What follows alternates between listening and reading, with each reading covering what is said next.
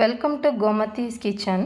நம்ம இன்றைக்கி பார்க்க போகிறது இந்த மாதிரி ஒரு சாஃப்டான சப்பாத்தி. அதாவது நீங்கள் காலையில் செஞ்சு வச்சிங்க அப்படின்னா நைட்டும் இதே சாஃப்ட்னஸில் இருக்கும். அது மாதிரி செய்கிறதுக்கு ஒரு சீக்ரெட் இன்க்ரீடியண்ட் ஆட் பண்ணி நம்ம இப்போ சப்பாத்தி செஞ்சுருக்குறோம். அது தொட்டு சாப்பிட்றதுக்கு ஒரு வெங்காய தொக்கும் எப்படி செய்யலாம் அப்படிங்கிறத பார்க்கலாம். கோமதிஸ் கிச்சனை சப்ஸ்கிரைப் பண்ணாதவங்க சப்ஸ்கிரைப் பட்டனை ப்ரெஸ் பண்ணுங்கள். உடனுக்குடனே அப்டேட் வேணும்னா பக்கத்தில் இருக்க பெல் பட்டனை மறக்காமல் ப்ரெஸ் பண்ணிக்கோங்க. இப்போ உருளைக்கிழங்கு சப்பாத்தி செய்கிறதுக்கு 3 மீடியம் சைஸ் உருளைக்கிழங்கு நல்லா வேக வச்சுட்டு வெந்ததை இந்த கேரட் துருவுறதை வச்சு துருவி எடுத்துக்கலாம்.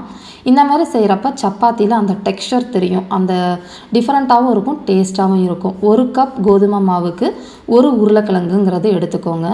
இப்போ இதுக்கு தேவையான அளவு உப்பு, 1½ டீஸ்பூன் அளவுக்கு உப்பு சேர்த்துருக்குறேன். ஏற்கனவே நான் வேக வைக்கிறப்ப கொஞ்சம் உப்பு போட்டு வேக வச்சுருக்கிறேன். இது எல்லாத்தையும் உப்பு உருளைக்கிழங்கு ஃபஸ்ட்டு நல்லா கலந்து பிசைஞ்சிருங்க. அதுக்கப்புறமா 3 கப் அளவுக்கு கோதுமை மாவு சேர்த்துருக்குறேன். அதாவது நம்ம 1 கப்புக்கு 1 உருளைக்கிழங்கு அப்படின்னு கணக்கு வச்சுக்கோங்க.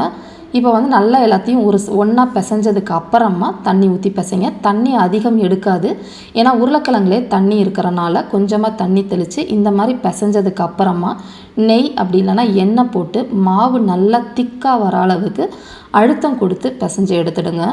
இப்போ பார்த்தீங்கன்னா மாவு நல்லா ஒன்று சேர்ந்து இந்த அளவுக்கு சாஃப்டான மாவாக இருக்குது. இதை நீங்கள் கொஞ்சம் நேரம் கூட ஊற வைக்கணும்னு அவசியம் கிடையாது. உடனே நீங்கள் சப்பாத்தி போட ஆரம்பிச்சிடலாம். அந்த அளவுக்கு சாஃப்டாக இருக்கும். இப்போ நல்லா டைட்டாக இந்த சைஸில் உள்ள சப்பாத்தி பார்த்திங்க அப்படின்னா மொத்தமாக எனக்கு 13லேருந்து 14 சப்பாத்தி வந்துச்சு. இப்போ தேய்க்கிறப்ப நீங்கள் பொடி மாவு ஏதாவது சேர்த்துக்கோங்க, வர மாவு. நான் தேய்க்கிறப்ப உங்களுக்கே தெரியும்னு நினைக்கிறேன். சப்பாத்தியில் உருளைக்கிழங்கோட டெக்ஸ்சர் தெரியுது பாருங்கள். இந்த அளவுக்கு தடிமனாக தேய்ச்சா சரியாக இருக்கும். இப்போ 4 சப்பாத்தியும் போட்டு எடுத்துடலாம். கல் நல்ல சூடாக இருக்கணும். சூடானதுக்கு அப்புறமா தான் சப்பாத்தி சுடணும், அப்போ தான் சாஃப்டாக இருக்கும். நல்லா கல் புகை சூட்டில் இருக்கிறப்ப சப்பாத்தியை போட்டுட்டு தேவையான அளவு எண்ணெய் அப்படி இல்லைன்னா நெய் கூட சேர்த்துக்கலாம். சேர்த்துட்டு நல்லா சுட்டு எடுத்துருங்க. இதுக்கு எண்ணெய் கூட அவ்வளோவா தேவைப்படாது. இந்த அளவுக்கு நல்லா ப்ரௌனிஷாக 2 சைடும் ஸ்பாட்ஸ் வந்ததுக்கு அப்புறமா எடுத்துடலாம். ரொம்ப சாஃப்டான சப்பாத்தி தயாராகிடுச்சு.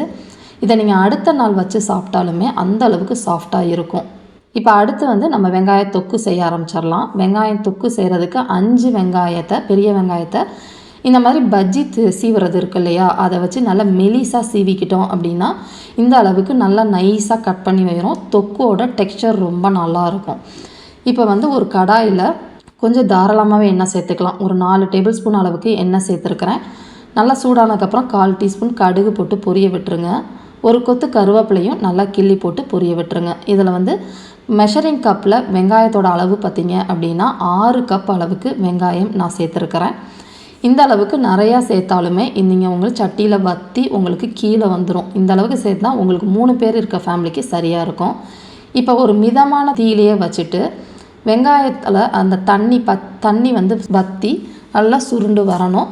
இப்போ 1 டீஸ்பூன் அளவுக்கு உப்பு சேர்த்துருக்குறேன். இப்போ நல்லா வதக்கி வெங்காயத்தோட பச்சை வாசனமும் போகணும். நல்லா இந்த மாதிரி சுருண்டு வந்துடணும்.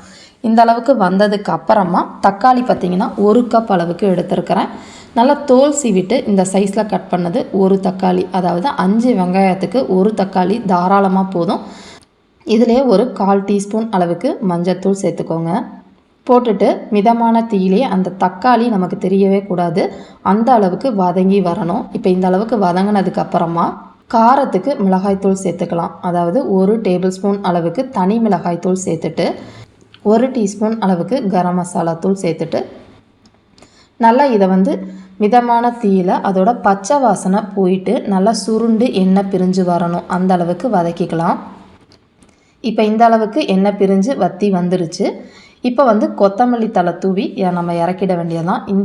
எந்த அளவுக்கு பதம் அப்படின்னு பார்த்தீங்கன்னா எண்ணெய் பிரிஞ்சு நம்ம கரண்டியால் கிளறப்ப சுருண்டு நம்ம அல்வா பதத்துக்கு சுருண்டு வருது பாருங்கள். இந்த டெக்ஸ்சரில் வரப்போ நம்ம ஆஃப் பண்ணிடணும். இதே மாதிரி அளவுகளோட இந்த சப்பாத்தியையும் வெங்காய தொக்கும் செஞ்சு பார்த்துட்டு எப்படி இருக்குங்கிறத கமெண்ட் பண்ணுங்கள். வீடியோ பிடிச்சிருந்துச்சு அப்படின்னா லைக் பண்ணுங்கள், ஷேர் பண்ணுங்கள். மறக்காமல் சேனலை சப்ஸ்கிரைப் பண்ணி வச்சுக்கோங்க. தேங்க்ஸ் ஃபார் வாட்சிங்.